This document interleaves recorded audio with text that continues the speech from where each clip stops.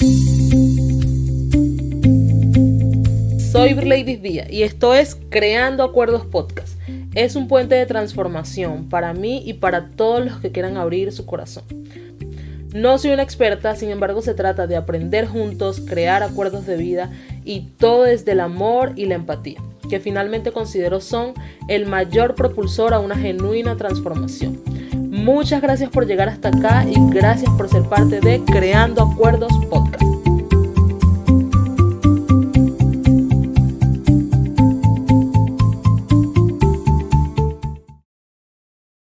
Buenas tardes, mi gente. Estamos en un episodio más de Creando Acuerdos Podcast.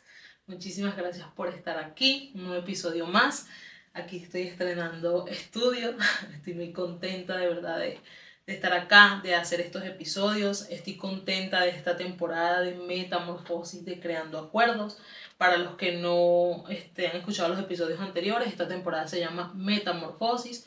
¿Por qué se llama metamorfosis? Bueno, porque estamos en un proceso de transformación, de cambio, de convertirnos de una oruguita a una hermosa mariposa, haciendo transiciones, transformando cambios. Y por eso se llama metamorfosis. El día de hoy tengo un tema bien lindo, bien importante, pero antes de eso quiero invitarlos a que vayan, por supuesto, a suscribirse a mi canal de YouTube.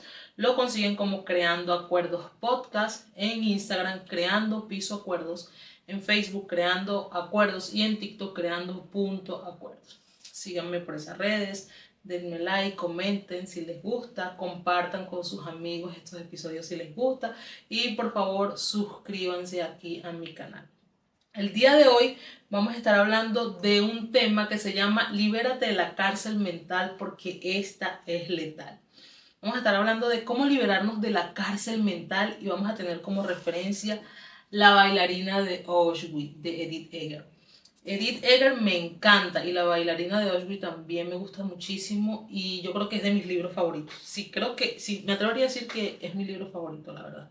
Me lo he leído ya muchísimas veces y quiero hablar un poquito de lo que es liberarse de la cárcel mental, tomándola ella como ejemplo, como referencia de los tantos años que vivió siendo prisionera de su mente, ¿no? De sus pensamientos.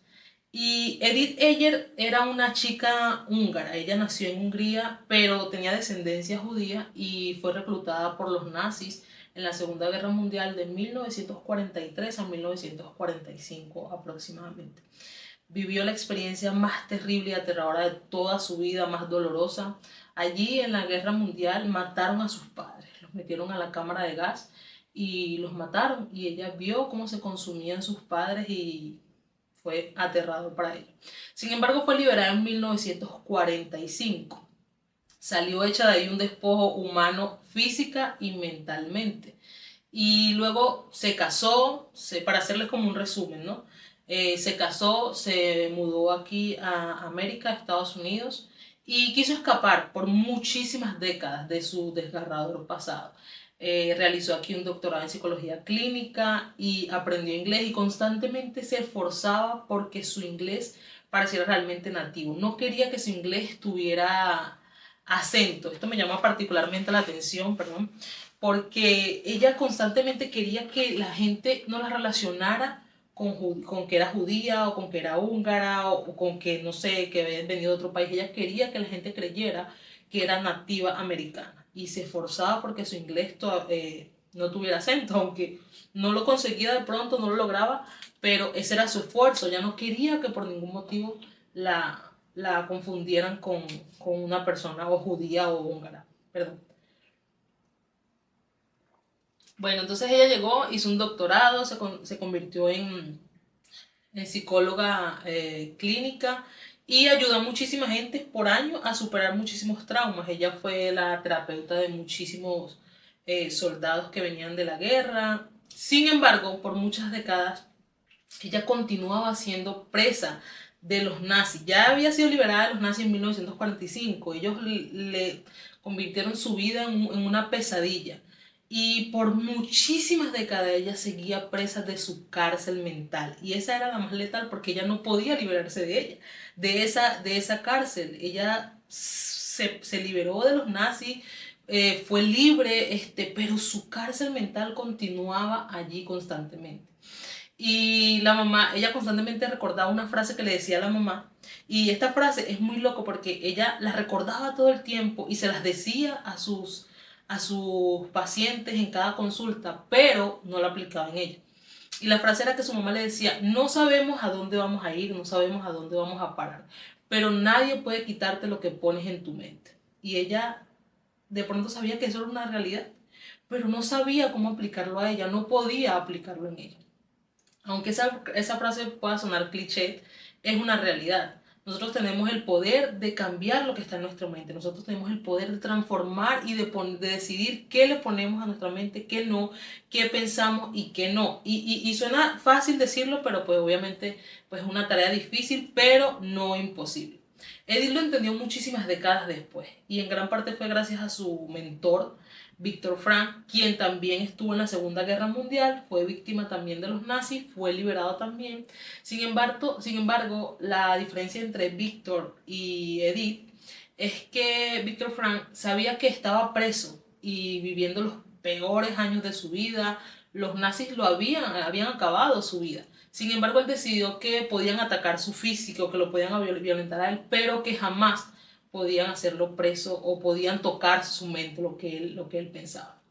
Él, a pesar de que estaba viviendo los horrores, lo peor que le pueda pasar a un ser humano, sentía o decía que la vida todavía era digna de vivirla y que podía hallarle un significado en ello. Él decía que el prisionero que perdía la fe en el futuro estaba completamente condenado. ¿Y por qué él decía esto? Bueno, básicamente porque él se aferró, a pesar de que estaba allí preso, detenido en esa cárcel, él se aferró a su futuro, me explico, y sus pensamientos, lo que él le ponía a su mente, fue lo que lo mantuvo a él vivo allí. Él constantemente pensaba en su futuro y por eso decía, el prisionero que pierda la fe en su futuro, pues está completamente condenado.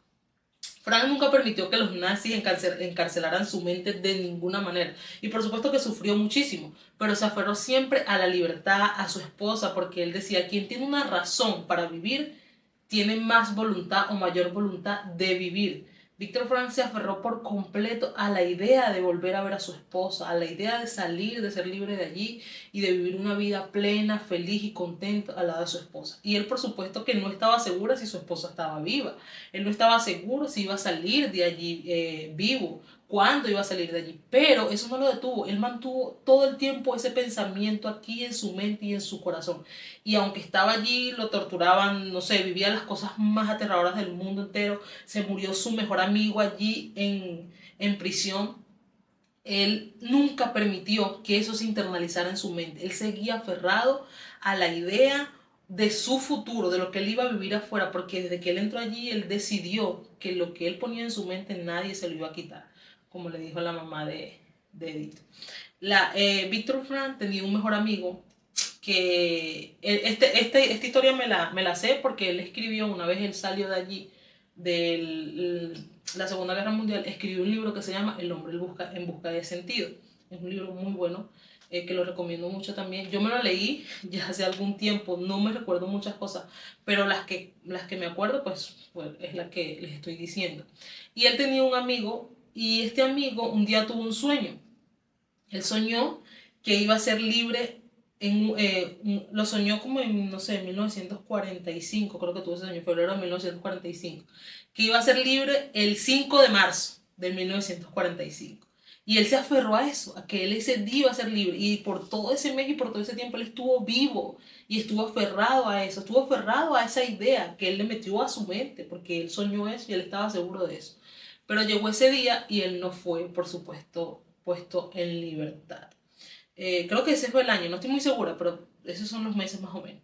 Y él no fue puesto en libertad y su amigo murió porque agarró ahí una infección que estaba ahí en la Segunda Guerra Mundial. Añadido a eso, pues perdió la fe por completo en que iba a ser libre porque su sueño no se había hecho realidad y él murió por completo. Y pues, es muy loco porque sí, fue libre, pero no vivo, muerto. Y es allí cuando Víctor Frank dice, el hombre que pierde la fe en su futuro es condenado por completo, o a muerte o a vivir prisionero. Y me gusta mucho porque no solamente es condenado a ser prisionero físicamente, sino mentalmente. Si Víctor Frank no se hubiese dispuesto desde el día uno a no permitir que lo que estaba en su mente, los nazis se lo arrebataran, a lo que él ponía en su mente, sus nazis se lo arrebataran, su estadía allí hubiese sido peor y sobre todo de pronto hasta ni siquiera hubiese sobrevivido. ¿Cómo logramos cambiar o controlar lo que está en nuestra mente? Porque sí es posible. Lo que está en nuestra mente es posible cambiarlo. Hay algo que se llama la plasticidad cerebral. Es la capacidad del cerebro para cambiar y reorganizar a lo largo de la vida en respuesta a las experiencias o a los aprendizajes que nosotros hemos tenido. Esto significa que nuestras conexiones neuronales y patrones de pensamiento no están escritos en piedra. Básicamente, la plasticidad cerebral lo que nos está diciendo es que sí, hemos, digamos, vivido muchísimas cosas, aprendido mucho y hemos tenido muchísimas experiencias, pero la plasticidad cerebral tiene la capacidad de cambiar y reorganizar lo que nosotros anteriormente hemos vivido. Básicamente es como lo que nos dice la programación neurolingüística también, que nosotros tenemos la capacidad de reprogramar lo que pensamos, lo que vivimos. Nosotros tenemos esa capacidad. Y tenemos la capacidad de cambiar lo que vivimos y convivimos a través de que cambiamos lo que pensamos, ¿no? Entonces también dice acá que la plasticidad cerebral no está, las conexiones neuronales o los patrones o pensamientos que nosotros anteriormente tenemos no están escritos en piedra y no están escritos de pronto con un bolígrafo, están escritos a lápiz y están escritos en una hoja que nosotros podamos borrar y podamos volver a escribir nuevamente. Así podemos hacer con nuestra mente. Lo que ahorita tiene mi mente y mi forma de pensar, si me está limitando o estoy siendo prisionera de ello, eso me limita, no me deja avanzar, no me deja tener una vida plena, con sentido, beneficiosa. Yo puedo transformarlo, lo puedo cambiar a partir de que entiendo que nadie puede robarme lo que yo pongo en mi mente. Puede ser la circunstancia más catastrófica. Y está Víctor Frank de ejemplo. Y no solamente Víctor Frank, también muchísimas otras personas de ejemplo. Puedo estar viviendo lo más catastrófico del mundo. Pero yo tengo la capacidad de cambiar mis pensamientos. De que si estoy viviendo en la oscuridad, en una circunstancia horrible, fatal, yo puedo pensar en positivo. Puedo pensar en claridad. Y por supuesto no es fácil y muy pocas estadísticas, las estadísticas son muy bajas de las personas que realmente lo logran, pero sí es posible. Y están las dos caras de la moneda. Víctor Frank lo logró desde ahí, desde el campamento, ¿no? desde el centro de concentración de Auschwitz. Él logró mantener sus pensamientos en el futuro, en positivo, y nunca como en perdedor, nunca se dio por vencido, nunca Víctor Frank nunca contempló la idea de que no iba a salir en libertad de ahí. Él nunca contempló la idea de que no iba a volver a su esposa. Él constantemente se repetía una y otra vez: voy a ser libre, mi esposa está viva y me voy a reencontrar con ella.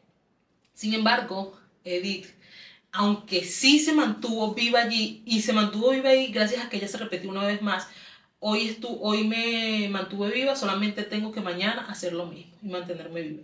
Y mañana hacer lo mismo y mantenerme viva. Y pasado hacer lo mismo y mantenerme viva. Eso ya se lo repetía una y otra vez. Y eso también fue un poder que ella tuvo de su mente. El problema fue cuando sale de allí.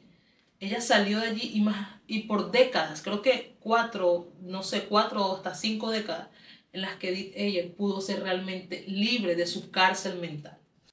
Edith quería ser libre de la cárcel de su mente. Ella misma se decía o se repetía y decía que la mayor prisión o la prisión más letal, el más letal es la mental, y que nosotros tenemos la llave en nuestro bolsillo.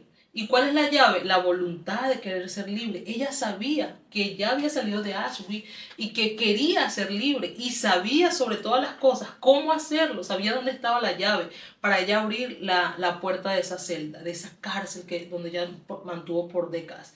Pero, sin embargo, es algo que me llama muchísimo la atención, que ella decía que tenía miedo a enfrentarse a su pasado, porque para ella poder ser libre de esa prisión mental, ella sabía que se tenía que enfrentar a su pasado. Y podía ser libre, pero que ella no quería enfrentarse a su pasado porque esa era la excusa que la mantenía ella atada al dolor, al victimismo y a seguir culpando a Hitler y a Mengele. Mengele era uno de los nazis, de los soldados que estaba allí, que le hizo muchísimo daño a ella, y fue el que dio la orden de que metieran a su mamá en la cámara de gas. Y ella decía que seguir culpando a Hitler y a Mengele y seguir viéndolos como su verdugo pues la mantenía como todavía atada a esa rabia, a esa molestia, porque los culpaba constantemente por la muerte de sus padres, los culpaba constantemente por lo que le hicieron, y por supuesto que sí tenían la culpa, pero ella se mantenía perpetuada en eso, en ese dolor, en esa rabia, en ese victimismo, y eso no la dejaba ser libre, me explico. Ella sabía que al enfrentar su pasado, al sacar la llave del bolsillo de esa voluntad de ser libre, iba a tener que dejar de lado a estos dos verdugos como eran Hitler y Mengele, y pues todos los nazis, pero sobre todo estos dos personajes que fueron los que ella tuvo como tal más de cerca. Edith nunca, más nunca pisó a Alemania. Ella, no sé, sentía que si pisaba Alemania algo pasaba. Ella más nunca quiso ni siquiera contemplar la idea de ir a Alemania, de que le hablaran de Alemania. Ella por completo como que escapó de esa realidad o de ese dolor. Ella se mantuvo escapando constantemente de ese pasado doloroso, y por supuesto es comprensible. Y más nunca pisó Alemania, y su esposo le decía, si tú no te atreves a ir a Alemania, entonces Hitler habrá ganado. Hasta que un día Edith dijo, bueno, yo me exilié de una parte del mundo, que en este caso era Alemania, lo que significa que también estoy exiliando una parte dolorosa de mi vida. Hasta que ella como que fue consciente de eso, pues entonces tomó la decisión de ir a Alemania, y no fue fácil, fue terrorífico para ella. Ella fue para Alemania y fue para el campo de concentración de Auschwitz, caminó por todos los lugares y decía que sentía las sensaciones como si los estuviera viviendo allí en ese momento horrible. Fue para donde era la casa de Hitler, a donde se quedaban los nazis, que pues ya cuando ya fue, ya eso era como, pues, me imagino, como un museo, cosas así, y ella sentía las sensaciones, los olores, los sonidos. Ella a veces decía que escuchaba un grito o una detonación y se asustaba muchísimo, y ella decía, no me asustaba por esa detonación, me explico, por ese tiro o por ese grito externo, sino por el dolor interno que había en mí, que yo recordaba, por lo que me traía a memoria el yo escuchar una detonación o el yo escuchar un grito o el estar allí en el campo de concentración de Auschwitz. Y ella fue a Alemania y se enfrentó a todo eso. Sin embargo, todavía no pudo ser completamente libre de su cárcel mental. Y esto me hace pensar cuando ella dice que por muchos años exilió, por muchas décadas, exilió una parte, fue exiliada, pues, o ella misma se autoexilió de una parte del mundo, lo que significaba que también había exiliado la parte dolorosa de su vida, porque ella más nunca quiso como que hablar de ese tema, que la confundieran con eso. Ella solamente se negaba pues completamente a esa realidad, pero seguía allí latente, y muchísimas cosas y traumas se lo recordaban constantemente. Eso me hace pensar que nosotros podemos pretender escapar de la cárcel mental, evadiendo a veces la realidad o haciéndonos locos como que nada pasó. Pero tarde o temprano nos alcanza. Y la meta no es escapar de la cárcel, la meta es liberarnos por completo de ella. Y esto aplica para todo. En el caso de Edith fue la experiencia más aterradora, que fue la Segunda Guerra Mundial. Pero en nuestro caso puede aplicar, no sé, para circunstancias en nuestras vidas, de las más simples hasta las más pequeñas. Nosotros a veces somos presos, no sé, de pensamientos arcaicos, pensamientos culturales, enseñanzas culturales, educaciones culturales o ideas preconcebidas que nos enseñaron nuestros ancestros, nuestros antepasados, inclusive bultos que nosotros venimos cargando con ideas y limitaciones de nuestros antepasados, de personas que nosotros ni siquiera conocimos, pero que venimos cargando con ellas, y muchísimas veces son hasta nuestro inconsciente, no somos conscientes de eso. A veces nosotros estamos siendo presos de muchas ideas, de muchas ideas preconcebidas o culturales, y nosotros no somos conscientes de ellas, pero están allí. Y de pronto no nos las enseñaron las personas que conocemos, sino que venimos cargándolas desde miles de generaciones atrás, de nuestros antepasados, de los primitivos, de la época de los cavernícolas, no sé, llámenle maldiciones generacionales o como quieran, pero somos muchísimas veces presos de ello. Y esto de liberarnos por completo de la cárcel mental y no escapar aplica para todo este tipo de cosas. Miren esta frase: pero hasta que no cambiemos nuestra forma de pensar, no podemos emplear un cambio significativo, genuino en nuestras vidas. Esto lo pensaba y lo escribía al leerme el libro de Edith Eger por tercera vez. Yo me lo leí la primera vez y la primera vez que me lo leí hice como una reflexión de este libro que no se parece en nada a la reflexión que saqué ahorita que me lo leí por tercera vez. La reflexión que hice cuando me lo leí por primera vez, que me lo leí en 2020, me leí este libro por primera vez. Hice una reflexión y está en mi blog. Yo tengo un blog de escrito que se llama Escrito desde el alma. Allí está esa reflexión, la pueden buscar si quieren.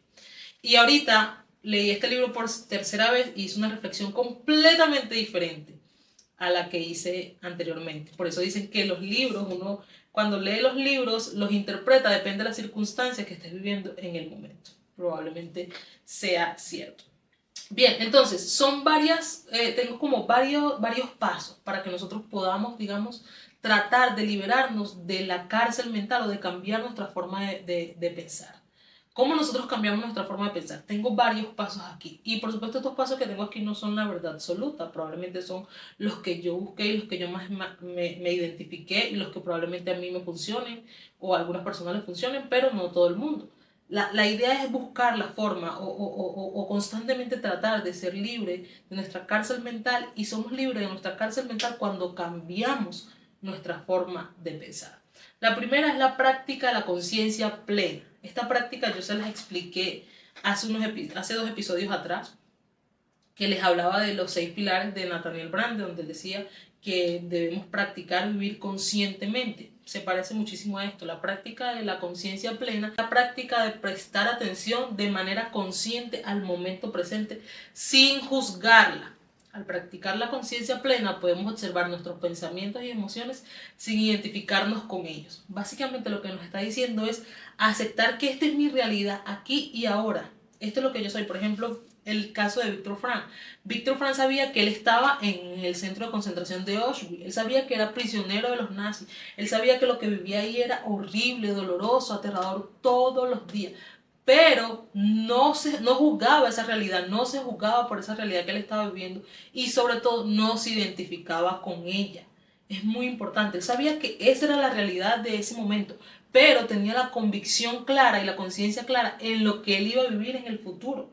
Eso no lo definía él como persona. Él no se quedó perpetuado y encarcelado allí. No, él salió de allí y continuó y transformó su vida. Me imagino que le tomó tiempo, le llevó tiempo, pero continuó y transformó su vida porque constantemente cambió su forma de pensar y se liberó por completo de los nazis, no físicamente, sino también mentalmente, que fue lo que no le pasó a Edith hasta muchísimas décadas después. Esa es la primera.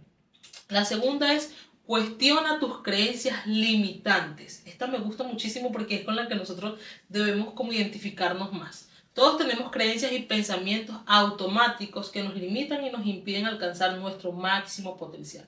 Estas creencias suelen ser subconscientes y se han formado a lo largo de nuestras vidas a través de experiencias pasadas y enseñanzas culturales. Al cuestionar nuestras creencias limitantes y examinar su validez, podemos liberarnos de su influencia y abrirnos a nuevas posibilidades. Pregúntate a ti mismo si tus pensamientos negativos o autocríticos son realmente ciertos. Libérate o cuestiónate de las creencias limitantes. Muchísimas veces y por años nos han enseñado muchísimas cosas de las cuales ahorita nosotros somos prisioneros y que probablemente no nos sirven ahorita para nada. Nos sirven solamente para mantenernos ahí limitados a conseguir y a conquistar cosas. Desde lo más simple hasta las cosas más grandes. No sé, ejemplos.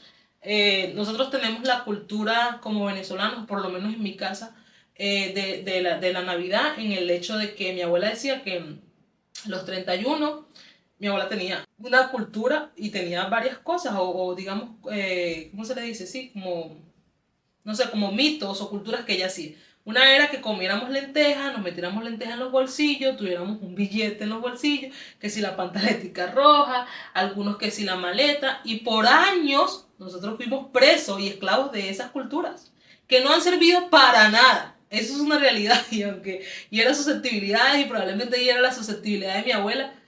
Yo me cuestiono esas creencias y yo digo, ok, ¿quién dijo que una lenteja garantiza mi prosperidad? Mi prosperidad la garantiza mi esfuerzo, mi trabajo y Dios. ¿Quién dijo que un billete en el bolsillo va a garantizar que yo tenga... Si ese billete se pierde, pues que ya no... Lo hablábamos en estos días con mi primo Franklin. Él decía, el problema está cuando ponemos nuestra fe en esas cosas. yo creo que si no tengo un billete en el bolsillo no voy a ser próspero, entonces realmente me mantengo como preso de eso y limitado y en esa cárcel limitante, me explico, esas creencias a veces nos limitan porque no nos permiten concebir otra realidad posible. Hay muchísimas, nosotros por ejemplo ahorita, aunque haga callos esto que digo, aunque era ese sentimiento patriótico que todos tenemos, ahorita por Venezuela, si nosotros ahorita como venezolanos no comemos hallaca en Navidad, no comemos pan de jamón, no comemos pernil en Navidad, o no sé, no escuchamos gaita, o no, entonces nosotros sentimos que nuestra Navidad no valió la pena, que nuestra Navidad fue un desperdicio. Y somos presos realmente de esas creencias. Y sí, son bonitas, son hermosas y vivirlas es maravilloso. A mí me encanta. A mí me encanta la yaca, me encanta el pernil y me encanta vivirlo. Y hasta que Dios me permita voy a celebrar mi Navidad así. Pero hay momentos, circunstancias que no se puede celebrar así. Y no por eso quiere decir que tu Navidad no valió la pena. Son creencias limitantes de las cuales nosotros somos presos y culturales que nos han enseñado, que nuestros familiares nos han inculcado por años. Sin ir muy lejos, ahorita agarrar un tema que es bien complicado y lo hablo con mucha propiedad porque soy venezolana, pues ahorita lo que está sucediendo con todos los venezolanos. Estas creencias culturales, limitantes, educativas, arcaicas que nos han enseñado y estas ideas preconcebidas que nos han enseñado por años, en nuestro país nos están alcanzando muchísimas veces acá ahorita donde estamos y están pasando cosas terribles con muchísimos venezolanos ahorita acá en los Estados Unidos y cosas que a mí me duelen muchísimo y me dan rabia, pero son también a causa de que la gente no es capaz de sacarse o de cambiar el chip, de cambiar su forma de pensar y siguen anclados y siendo presos de lo que vivieron y de lo que le enseñaron en el pasado. En Venezuela todo el mundo sabe que es un país que tiene años en una dictadura, que pasa por una crisis horrible, no solamente económica, sino una crisis educativa, cultural. Es un país que está completamente atrasado, es un país tercermundista, es un país que vive en ruina, en miseria, y cuando hablo de ruina y miseria no me refiero solamente a lo económico, también a lo mental. El venezolano por años le enseñaron a que todo se lo regalaban, a que todo se lo daban, a que si él quería una casa, había un gobierno que le decía, vota por mí y te doy esta casa. Si él quería, no sé, un seguro médico, había un gobierno que le decía, vota por mí y te llevó a este seguro médico, aunque sea mediocre, aunque sean unos cubanos, un CDI, y te den solamente paracetamol para todo lo que tú tengas en la vida. Entonces, pero tienes ahí seguro médico, vota por mí, tú tienes ahí un seguro médico. El venezolano estaba acostumbrado. El venezolano está acostumbrado a que tienes luz gracias a mí y no tienes que pagar la luz, no tienes que pagar el agua, no tienes que pagar el internet, no tienes que pagar esto. Tienes luz gracias a que dependes de un gobierno. A eso, lo enseñaron al venezolano a depender de un gobierno dictador que decía, tienes que votar por mí, me tienes que mantener el poder para yo darte luz, agua, comida y vivienda. Y así se acostumbró a que le dieran miserias, a que le dieran migajas y solamente concebía la idea de tener eso, de tener lo que el gobierno le podía dar. Y los que podían aspirar o los que pueden aspirar a tener un poquito más, pues son personas que no sé, tienen que tener algún contacto ahí en el gobierno, algún enchufe o alguna inyección económica acá desde el extranjero. Esa es la Venezuela que se vive actualmente y es la Venezuela que se vive anteriormente. Esa idea de corrupción, de trampa, de trácala, del más corrupto, del más vivo es el que mejor vive, del corrupto, del que más la hace es el que más la da.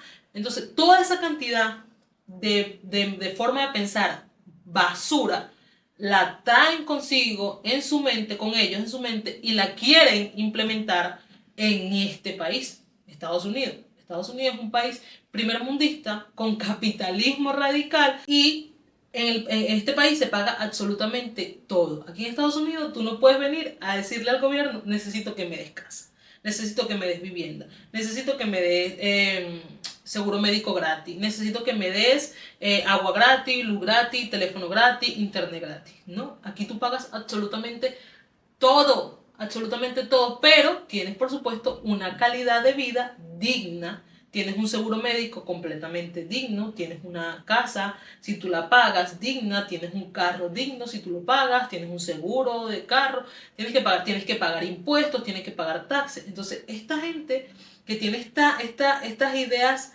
digamos, limitantes, creencias limitantes de educación, no sé, limitantes que le enseñaron en su país, no la sueltan, quieren mantener y vivir aquí y pedirle a la gente que es de aquí, que tiene otra forma de pensar, otro estilo de vivir, otras reglas, otras normas distintas, quieren implementar sus reglas acá.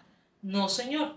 Usted salió de su país, usted tiene que dejar su maletica cargada de todas esas creencias, de todas esas cosas que la mayoría son cero beneficiosas, y cambiar su forma de pensar acá y amoldarse, lamentándolo mucho, al estilo de vivir de aquí. Si aquí se pagan impuestos, usted no puede llegar acá y creerse el más vivo y no pagar impuestos. Cambie su forma de pensar. Cambie su forma de pensar para que deje de ser prisionero de esta cárcel mental. Y cuando cambiamos nuestra forma de pensar, entonces podremos alcanzar o generar un cambio significativo y genuino en nuestras vidas. Porque es que a veces nos aferramos a no cambiar nuestra forma de pensar porque creemos que ahí estamos bien. Y no nos damos la oportunidad de concebir otra posibilidad. Aquí dice, no nos abrimos a la posibilidad de nuevas oportunidades. Esa es la única pensamiento, la única posibilidad que nosotros concebimos. El venezolano tiene un pensamiento que es trabajador, me explico. El venezolano tiene un pensamiento que es trabajador, que es echado para adelante, que es gracioso, es cómico. Pero hay una minoría que está haciendo muchísimo ruido. Y esa minoría son este tipo de personas que no se han liberado de su cárcel mental y que quieren traer su pensamiento cultural limitante acá a donde están, y por supuesto las cosas no les salen bien porque no es como tú lo quieras hacer aquí, es como se hace aquí. Me explico, eso es lo que sucede. Ahora, eso sucede para nosotros como el ejemplo digamos, de la inmigración de venezolanos, de países en otros. Pero sucede con muchísimas cosas. Mi esposo es un ejemplo vivo. Mi esposo vivió por muchos años yo lo conocí pues con un pensamiento bastante limitado, porque eso era lo único que le habían enseñado. Él no concebía otra idea más que vivir en ese pueblito. Él nunca se imaginó que iba a salir de ese pueblito, nunca soñó con salir de ese pueblito. Él solamente se imaginaba de pronto con tener el futuro que las personas que tenía alrededor de él le habían mostrado, le habían enseñado que él tenía. No concebía otra idea, solamente vivir allí, no sé, si acaso casarse allí, si acaso tener hijos allí, trabajar allí y tener lo del diario allí, lo poquito que podía. Esa era la única idea que él concebía. Él no estaba abierto a otras posibilidades porque no había cambiado su forma de pensar. Yo lo conocí así. Cuando él sale de Venezuela, que se va a Colombia, su mente de pronto empieza a expandirse un poco más y empieza a ver que pues, puede tener acceso a nuevas posibilidades o a nuevas realidades. Pero cuando llega acá a los Estados Unidos, es como que su mente hubiese estado, no sé, por 22 años, 23 años, metida en una cajita de hojalata, y cuando llegó aquí, esa cajita de hojalata se abrió y salieron por completo una cantidad de pensamientos completamente diferentes a lo que él por años había concebido como su realidad o como su pensamiento. Él ahorita sabe que aunque su generación, su familia o lo que él, eso es lo que lograron solamente, estar ahí en el pueblito y no lograron más, él sabe que él rompió con todas esas creencias limitantes y él puede salir adelante, puede creer en grande, puede tener sueños grandes, puede ser millonario si él se lo propone, puede tener un matrimonio hermoso, puede tener una casa hermosa, puede tener hijos hermosos. Él sabe que ahorita él puede conseguir y conquistar muchísimas cosas solamente por el haber roto con esas creencias limitantes. Muchas veces esas creencias limitantes nos impiden a nosotros abrirnos a nuevas posibilidades y nos impiden a nosotros ver que en el futuro hay cosas maravillosas, esplendorosas para nuestras vidas. El ejemplo de Víctor Frank lo tengo que poner siempre. Él decía, si pierdes la fe en el futuro, entonces estás condenado. Si tú sientes que tu futuro no va a ser diferente a lo que estás viviendo ahora, entonces tú estás condenado a quedarte completamente anclado y estancado allí donde estás, porque no concibes otra idea más que la realidad que tienes en el momento y en aquí y en la hora. Y lo que nos dice la primera es que vivamos con la conciencia plena de lo que estamos viviendo ahorita, sí, pero no identificándonos con ella, no creyendo que ella nos define. Eso es lo que tenemos ahorita, pero con la mente clara de que voy a conquistar y que voy a conseguir cosas mejores de lo que ahora tengo. Eso básicamente es romper con las creencias limitantes. La otra es practica la gratitud y el optimismo. Cultivar la gratitud y el optimismo puede tener un impacto transformador en nuestras vidas al enfocarnos en lo bueno que tenemos en lugar de lo que nos falta. Podemos cambiar nuestra perspectiva, aumentar nuestra satisfacción con la vida. Aquí nos está diciendo que esta me gusta muchísimo porque dice que practicar la gratitud y ver la vida de una forma optimista nos puede ayudar a nosotros a cambiar nuestra forma de pensar.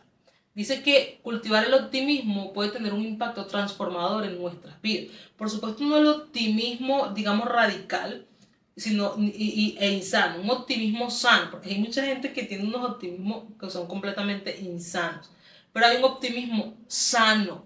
Yo ahorita, ¿qué es lo que le pasaba a Víctor Frank? Él sabía que estaba ahí preso, pero él se mantenía optimista de que iba a salir de ahí, de que se iba a reencontrar con su esposa. Ahorita, no sé, no tengo una casa propia, estoy pagando renta. Ok, yo estoy pagando renta, pero me mantengo optimista y agradecida con lo que tengo ahorita.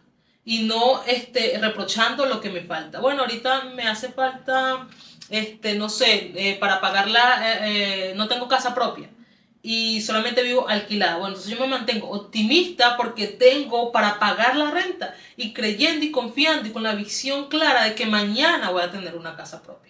Ahorita tengo el teléfono S22 Ultra. Entonces yo me mantengo optimista porque ahorita y agradecida porque ahorita tengo el S22 Ultra porque tengo para pagar mi línea telefónica, mi plan telefónico para mantenerlo bien y optimista que mañana, si yo quiero, si así lo decido, puedo tener el S27 Ultra, si yo así lo decido. Pero agradecida con lo que tengo ahora. Y ojo, esto no es una tarea fácil, porque yo se los digo a ustedes aquí muy fácil, pero no es algo que yo aplique constantemente en mi vida. Y estoy segura que muchísima gente no lo aplica constantemente en su vida, porque es que nosotros estamos completamente todo el tiempo pensando en lo que nos falta y no nos damos la tarea de agradecer por lo que ahora tenemos.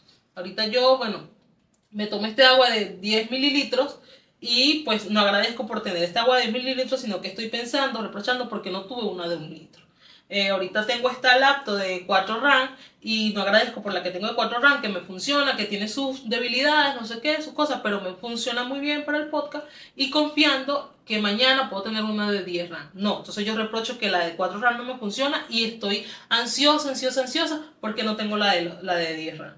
Entonces, a eso se refiere cuando dice que practiquemos la gratitud y el optimismo. Agradecido por completo por lo que tenemos ahorita, optimista con lo que tenemos ahorita y sin perder de vista el futuro.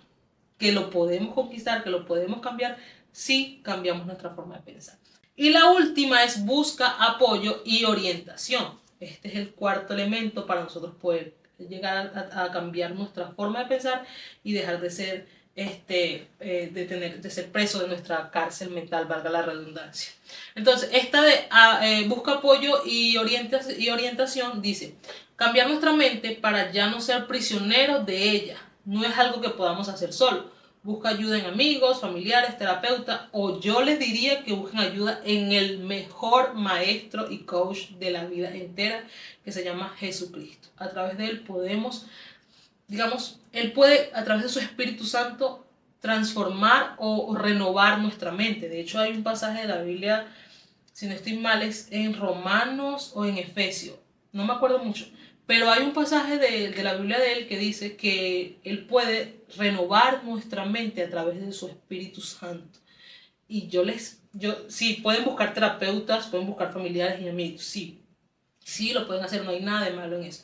Pero también busquen a Jesucristo, que Él pues va a ser su mayor ayudador y Él los va a ayudar no solamente a transformar su mente, sino a renovarla constantemente. Esta parte me gusta mucho porque hay mucha gente que se cree autosuficiente y hay mucha gente que tiene esta gente que sale con esta frase de que yo no necesito de nadie, todo lo que yo tengo me lo he dado yo con mi esfuerzo, porque yo mi esfuerzo y porque yo puro ego, pero nada de realidad, porque a la hora del té son las personas que más necesitan de otro. Todos los seres humanos necesitamos ayuda de otro. Todos los seres humanos, no solamente de Jesucristo, que es el mayor ayudador, sino de personas aquí terrenalmente necesitamos ayuda. Todos los seres humanos necesitamos una red de apoyo.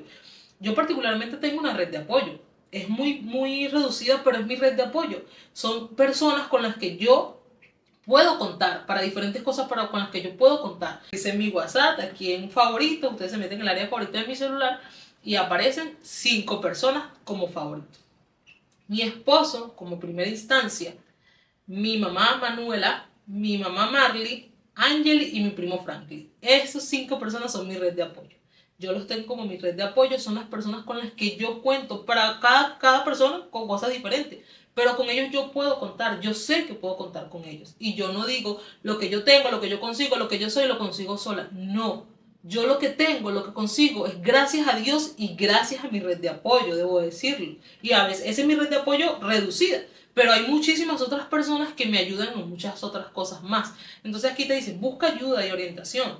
Entonces, si tú sientes que tienes personas a tu alrededor que pueden ayudarte, busca ayuda en ellos. Hay una frase por allí que es cliché, no sé el autor, pero aplica muy bien y dice que te rodees de personas que sean mejor que tú, para que un día puedas alcanzar a llegar a ser tal vez como ellos o hasta mejor. ¿Y por qué mejor que tú? Porque esas personas han pasado por tu proceso y sabrán cómo ayudarte a ti, sabrán cómo orientarte a ti, sabrán si están hoy aquí y tú de pronto estás aquí, te tiran la mano, te extienden la mano para que tú logres llegar allí.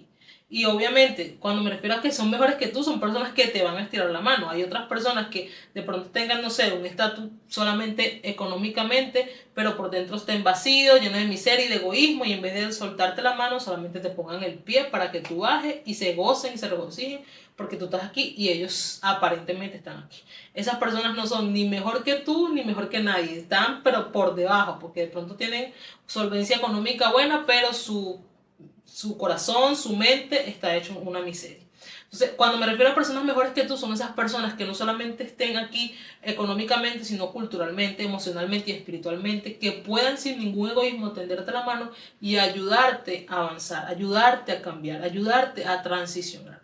Rodéate de esas personas, rodéate de esos familiares, rodéate de Jesucristo sobre todas las cosas, de personas que te acerquen, que te lleven a la presencia de Dios con cuerdas de amor. Rodéate de esas personas y vas a ver que tu mente, tu forma de pensar, tu forma de ver la vida va a cambiar por completo. Aunque tengas ideas preconcebidas, arcaicas, culturales, si tú transformas tu forma de pensar, entonces serás libre de esas limitaciones culturales, de esas limitaciones familiares, de esas limitaciones arcaicas.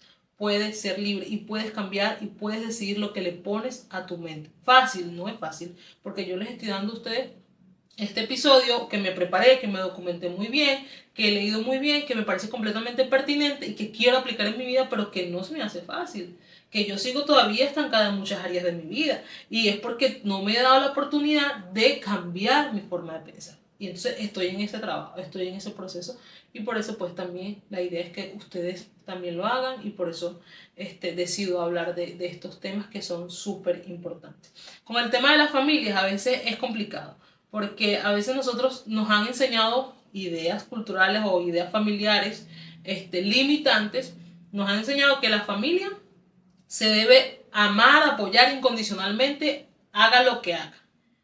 Y no es así. Yo amo a mi familia y a mí en mi familia, nosotros afortunadamente somos una familia unida.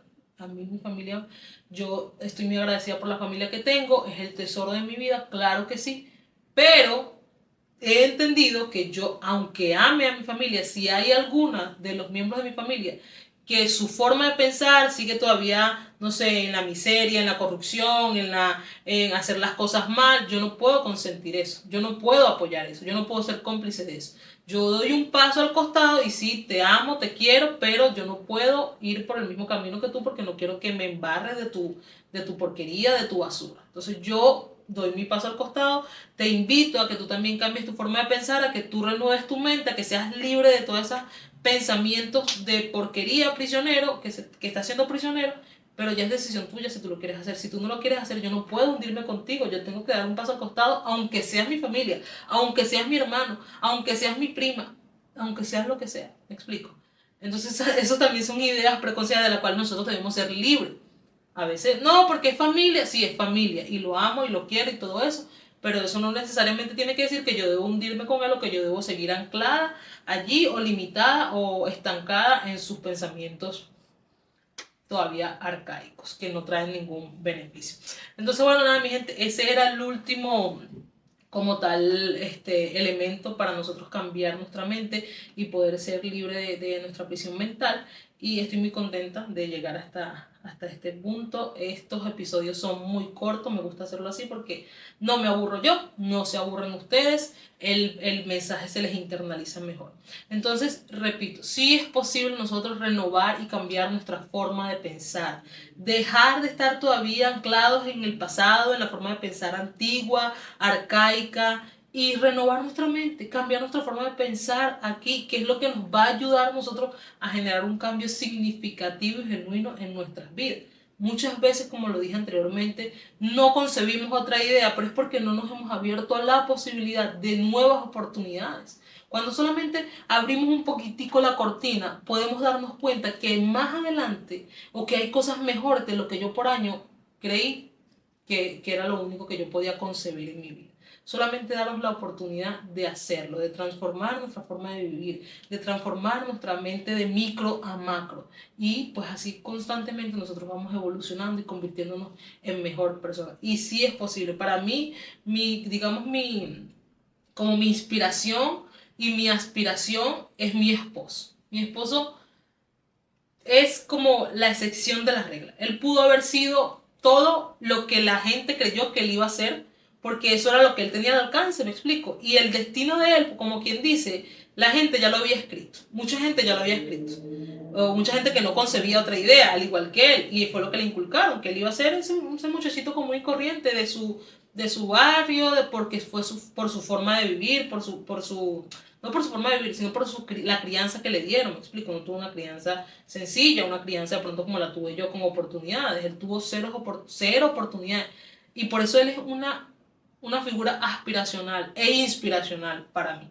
Y entonces, hoy en día no ha conseguido todo, pero tiene su mente y su mirada fija en el futuro y cambiando y renovando constantemente su forma de pensar y con la convicción y el deseo claro de convertirse cada día en mejor, de conquistar sueños, de conquistar metas y de hacer cosas absolutamente grandes. Y él sabe que es posible. Él hoy concibe la idea de que sí es posible, aunque ayer creía que no, hoy él sabe que eso es posible, agarrado de Dios y constantemente renovándose. Entonces nada, yo los invito a que hagamos ese ejercicio, hagamos esa tarea. Muchísimas gracias por haber llegado hasta este episodio. Les mando un abrazo apretado, que Dios los bendiga siempre. Antes, por favor, les recuerdo que vayan a suscribirse y a seguirme en todas mis redes sociales. Les voy a volver a dejar el libro de La bailarina de Auschwitz aquí abajo. Se los voy a dejar en Amazon físico y en PDF. Y también el de Víctor Frank, que es El hombre en busca del sentido. Nada, mi gente, les mando un abrazo apretado. Nos vemos en un próximo episodio de Creando Acuerdos Podcast.